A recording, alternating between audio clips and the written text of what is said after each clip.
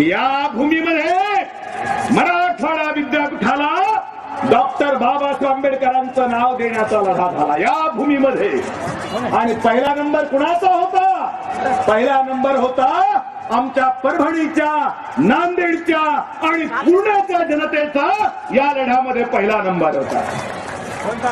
दुसरा नंबर होता लातूर आणि उस्मानाबादच्या जनतेचा दुसरा नंबर होता. कारण नामांतराच्या आंदोलनाचा अध्यक्ष कोण होता? विजयरावजी वाकडे. काय आहे? ओठी तुझ्या न आले, ओठी तुझ्या न आले अद्याप नाव माझे. ओठी तुझ्या न आले अद्याप नाव माझे, अन ओठ शोधण्याचा माझा स्वभाव अद्यापही सूर्याला माझा सराव नाही, अद्यापही पुरेसा हा घाव खोल नाही, येथे चिरून माझे काळीज बैसलो मी. काय म्हटलेलं आहे पुढं? गर्दीत गारद्यांच्या सामील रामशास्त्री, गर्दीत गारद्यांच्या सामील रामशास्त्री, मेल्या विना मढ्याला आता उपाव नाही. हे रामशास्त्री कोण माहिती आहे ना? कुरुंकर गुरुजी हे रामशास्त्री आहे.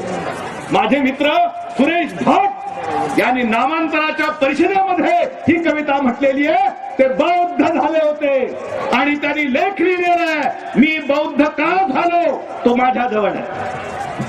सुरेश भट म्हणतात, राख सांभाळून ठेवा.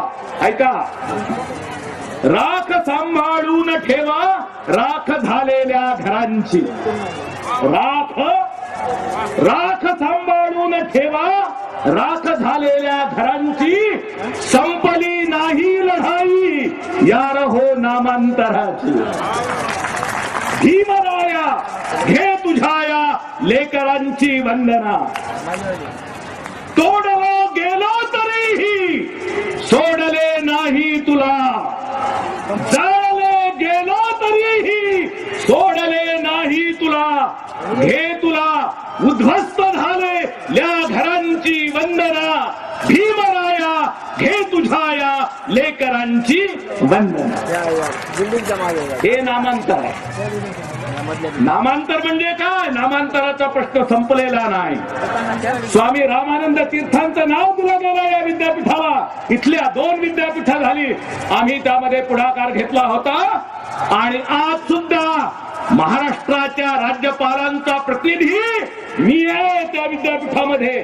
काय आहे याचं कारण असं की नामांतराच्या लढ्यामध्ये माझ्या जनतेने, बाबासाहेब आंबेडकरांच्या जनतेने सर्वाधिक रक्त सांडलेलं आहे आणि आमची घरटी उद्ध्वस्त झालेली आहेत. परंतु तरीही आम्ही फिनिक्स पक्षी आहोत. लक्षात ठेवा, फिनिक्स पक्षी माहिती आहे ना? तो राखेतून नव जग जन्माला घालतो. पुत्र तुझे आम्ही कोटी कोटी, नेत्र तुझे आम्ही कोटी कोटी, कोटी कोटी कंठात तुझे नाम, कोटी कोटी देहात तुझे धाम, तूच युगाचे नाव भीमा, तुझाच जय जयकार आता तुझाच जय जयकार. ही सुरेश भटांची नाही, ही अरुण कांबळेंची कविता आहे. आणि म्हणून या परभणीच्या जनतेला माझा सविनय जय भीम. ही जनता नामांतराच्या लढ्यामध्ये खांद्याला खांदा लावून लढलेली जनता आहे. ही जनता घरात आली तरी नामांतराचा लढा सोडायचा नाही असं म्हणणारी ही जनता आहे. या जनतेच्या बळावर 25 वर्ष हा लढा आम्ही लढला आणि शेवटी यशस्वी झालो. मुख्यमंत्री कोण होते? शरद पवार होते. ते महत्वाचं नाही, लढणारे कोण होते हे महत्वाचं आहे.